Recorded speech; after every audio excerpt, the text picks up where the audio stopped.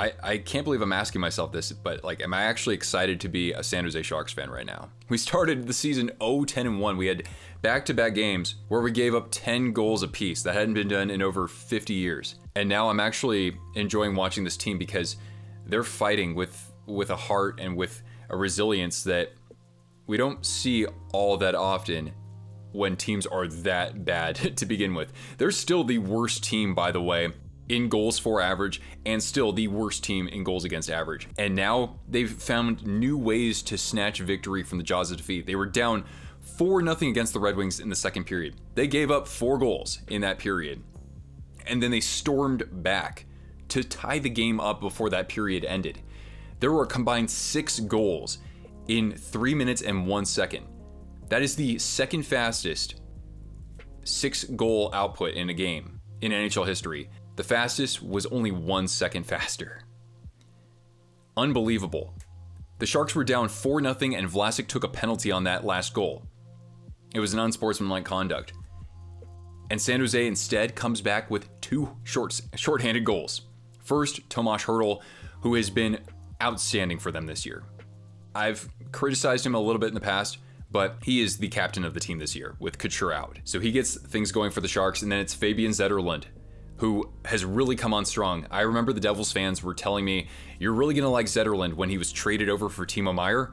You know, the Sharks losing somebody who scored 40 goals last year. And Zetterlund has finally shown that. I was wondering why we had even extended him in the offseason, but the fire that this guy plays with, I'm starting to see it now. He's been excellent. And the chemistry that he's developed alongside his line mates has been terrific too. We'll touch on that in a little bit. Then Vlasic redeems himself. It's 4-2. He redeems himself with a beautiful setup to Nico Sturm. First goal of the year. He's been fighting through injuries as well. And then one more time, Sturm, at the end of the period with 22.5 seconds left, makes it 4-4. Unbelievable. This team, again, no Carlson, no Meier, no Burns, if you even want to factor that in. No Couture for the season. This is an island of misfit toys. So it's 4-4 in the third period, and then Dylan Larkin in transition, just a beautiful top corner snipe, makes it 5-4. And you think, okay, maybe for this one, the carriage has turned back into a pumpkin. But the Sharks, with their net emptied, Tomas Hertl again. On a set play too, Granlund slapped that off the backboards. Hertl stuffs it home. This game goes to overtime. In this case, it's Mikael Granlund after, again, a forced turnover from Fabian Zetterlund. In alone they are against Ville Husso, and Granlund buries it. The Sharks started 0-10-1. I didn't think they were going to continue that rate for the course of a full season, but since then they're 8-7-1, and they're not just beating a bunch of slappies out there.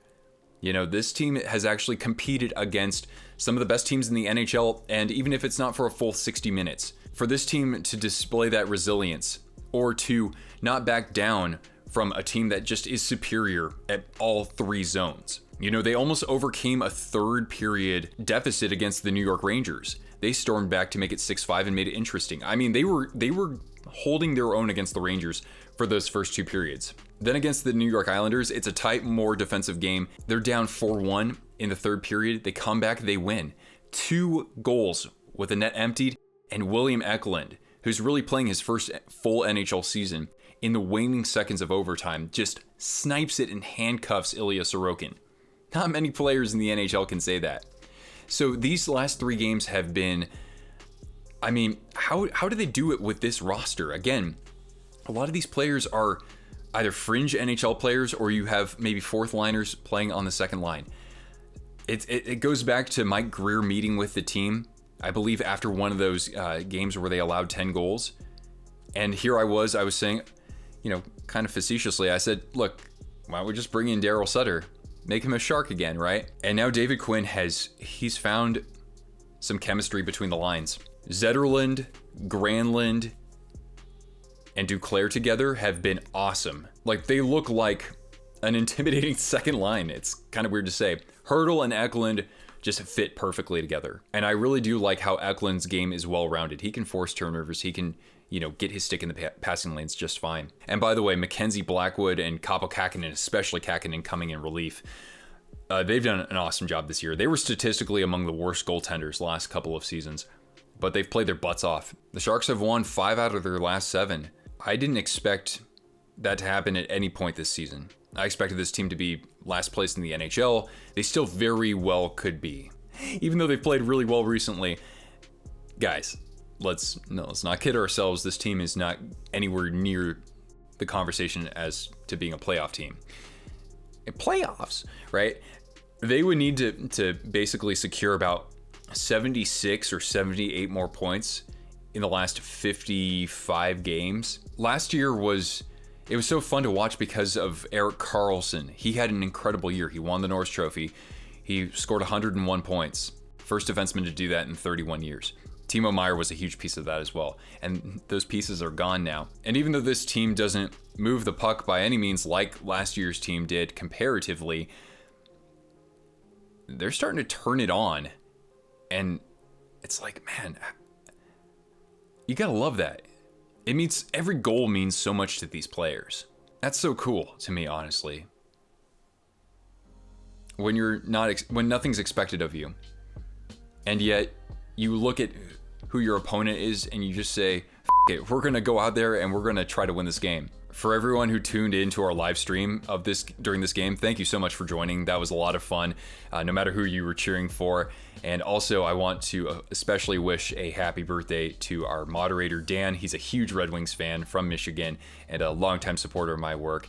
At least the Red Wings won on Tuesday against the Sabres. His birthday was on Wednesday, so we'll consider Tuesday his birthday game. This one, well, at least you got a point out of it. Anyway, guys, thanks so much for watching.